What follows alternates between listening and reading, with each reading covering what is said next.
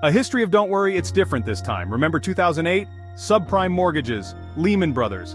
The financial world was in chaos and it felt like the sky was falling. People wearing sandwich boards on Wall Street saying, "The end is nigh, good times." Except not. The panic was palpable and the fear was real. See, financial crashes have a nasty habit of showing up just when we think we've got this whole economy thing figured out. Just when confidence is at its peak, the rug gets pulled out from under us. It's like that friend who insists they can handle tequila, then spends the night face down in a bowl of chips. Overconfidence leads to poor decisions, and the aftermath is never pretty. The thing is, it's never just one thing. It's a web of interconnected issues, each one exacerbating the other. It's a perfect storm of bad decisions, misplaced confidence, and a dash of surely, this time, it's different. We convince ourselves that we've learned from past mistakes, but history has a way of repeating itself. Spoiler alert, it rarely is. The same patterns emerge and the same mistakes are made. From the South Sea Bubble to the Great Depression, the pattern repeats. Each time the specifics may differ, but the underlying issues remain the same. We get cocky, take on too much risk, and then act shocked when the bill arrives. It's a cycle of hubris and downfall. So are we due for another round of economic indigestion? The signs are there, and the warnings are clear. Some experts say buckle up because 2025 is looking a little dicey. The indicators are flashing red and caution is advised. Now, I'm no economist, but even I can see the writing on the wall. But when the folks who actually understand this stuff start nervously adjusting their monocles, it's probably time to pay attention. Their concern should be our wake-up call. Before we continue, if you like this video, please remember to share it with your friends, hit the like button, subscribe to the channel, and then watch some more of our videos. Okay, so why 2025? What's so special about this year that has everyone on edge? What makes this year the economic equivalent of a dumpster fire waiting to happen? Let's dive into the details. Well, imagine a bunch of economists in a room, huddled around a chalkboard covered in equations that would make Pythagoras weep. They're not just crunching numbers, they're trying to solve a puzzle that seems to have no solution. They're whispering things like inflation, interest rates, and inverted yield curve. These aren't just buzzwords, they're indicators of deeper issues that could spell trouble. It's enough to make you want to crawl under your weighted blanket and hide. But let's break it down so it's less overwhelming. The short version is this: things are out of whack. The balance that keeps our economy stable is teetering on the edge. Inflation is still doing the Macarena with our wallets, making everyday expenses feel like a dance we can't escape. Interest rates are rising faster than a sourdough starter, making borrowing money more expensive and saving less rewarding. And the stock market is more volatile than a cat in a room full of rocking chairs. One wrong move and it could all come crashing down. Add in a sprinkle of geopolitical instability and a dash of good old-fashioned human greed, and you've got a recipe for economic heartburn. These factors create a volatile mix that could ignite at any moment. And you've got a recipe for economic heartburn.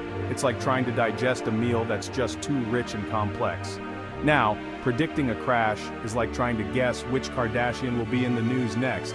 There's a lot of noise and speculation involved. Everyone has an opinion, but no one has a crystal ball. But when you see this many red flags popping up, it's hard to ignore the possibility of a storm brewing. The signs are there and they're hard to miss. So, buckle up because 2025 could be a bumpy ride.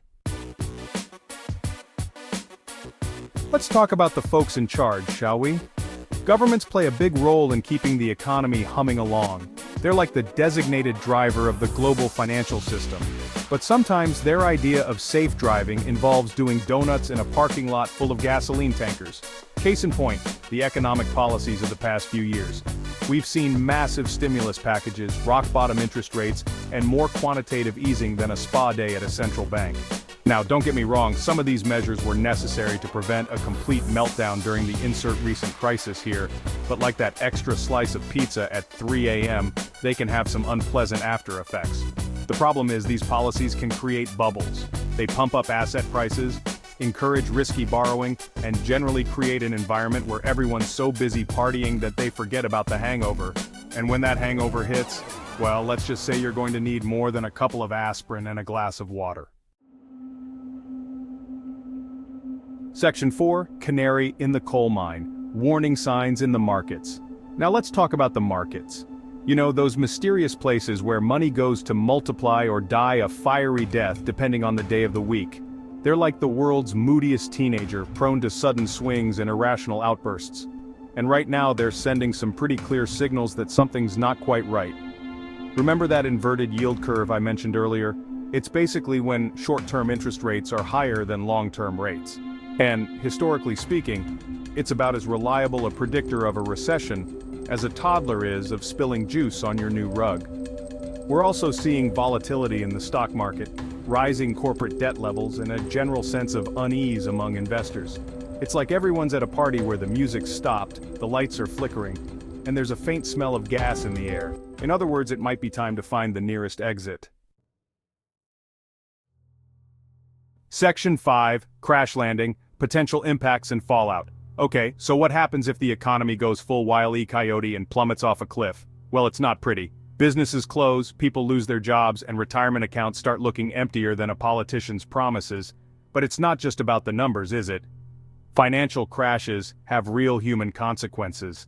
They can lead to increased poverty, social unrest, and a general feeling that the world's gone completely bonkers. Remember the Great Depression? Breadlines, dust storms, people doing the Charleston because frankly, what else was there to do?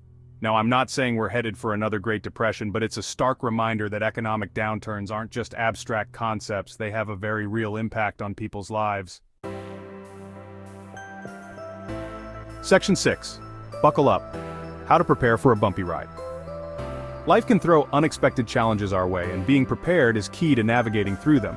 So with all this doom and gloom, you're probably wondering if you should just cash out your savings, buy a bunker, and learn to live off the grid. While that might seem like a drastic measure, it's understandable to feel overwhelmed. Look, I'm all for a good apocalypse prep as much as the next guy, but there are less drastic steps you can take to weather an economic storm. First off, don't panic. Staying calm is crucial. Panicking is like trying to put out a grease fire with gasoline. It just makes things worse. Instead, take a deep breath and focus on practical steps. Instead, focus on what you can control. This means taking proactive measures to secure your financial future.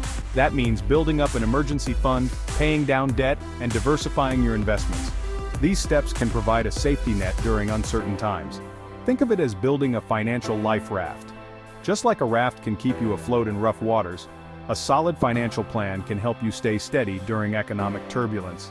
You might not be able to stop the storm, but you can at least stay afloat until it passes. It's about resilience and preparation. It's also a good time to brush up on your budgeting skills. Knowing where your money is going can help you make informed decisions. Remember, you don't need to be a Wall Street wizard to manage your money effectively. Simple, consistent habits can make a big difference. There are plenty of resources available to help you create a budget, track your spending, and stay on top of your finances. Utilize these tools to your advantage, and make informed financial decisions. Consulting with a financial advisor can also provide valuable insights tailored to your situation. Think of it as financial self-care. Just like taking care of your physical and mental health, managing your finances is essential for overall well-being. It's not always glamorous, but it's essential for a healthy financial life.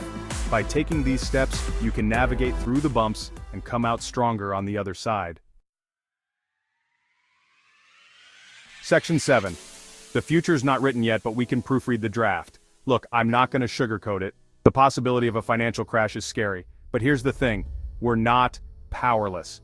By understanding the risks, making informed decisions, and taking steps to prepare, we can navigate whatever economic turbulence comes our way. Remember, the future isn't predetermined. It's a choose-your-own-adventure story, and we all have a role to play in writing the ending. So let's try to make it a good one, shall we? If you like this video, please share it with your friends, hit the like button, subscribe to the channel, and then watch more of our great video. Thanks for watching!